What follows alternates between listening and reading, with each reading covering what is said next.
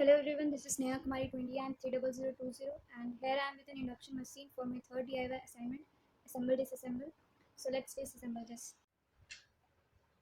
We know that induction cooking is faster, more energy efficient, and allows instant control of heating energy. So let's disassemble this to know the mechanism behind.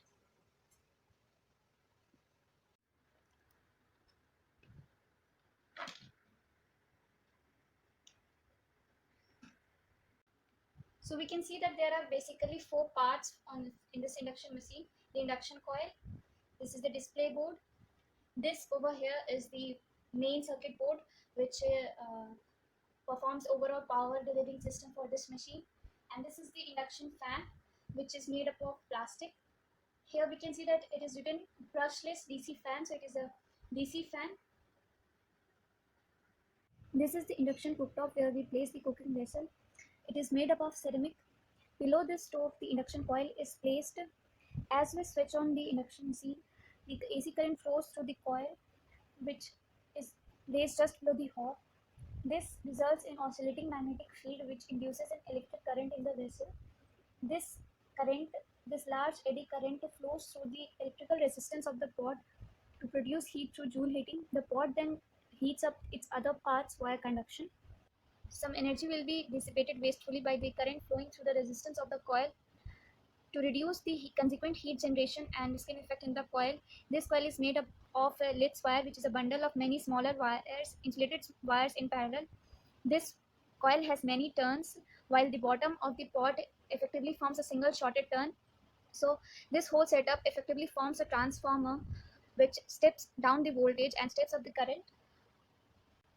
Thus the resistance of the pot as viewed from the primary coil appears larger, and hence most of the energy becomes heat in the high resistance steel, while the driving coil remains cool. A thermostat is also present which measures the temperature of the pan. This actually helps prevent the pan from excessive overheating in case accidentally heated empty or boiled dry. It also allows the induction to have a target temperature. Let's have a closer view at the main circuit board, which is the overall power supply system.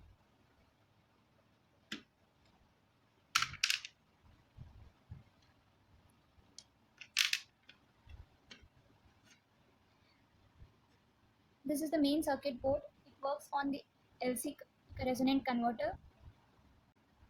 The resonant frequency depends on the resonant tank circuit as well as on the size of the cookware.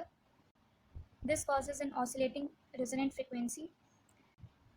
To control power delivery, the input voltage and the current through IGBT are monitored through microprocessor, and system switching frequency is made to adjust.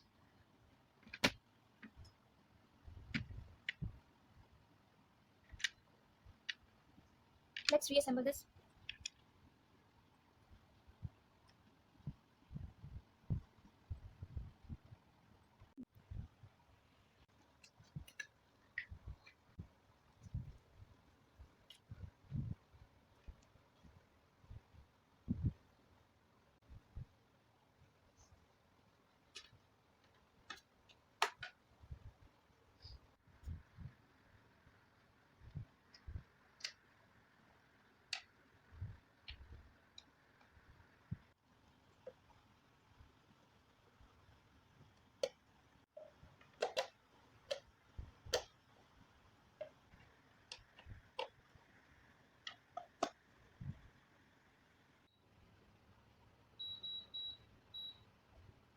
All the buttons are working fine.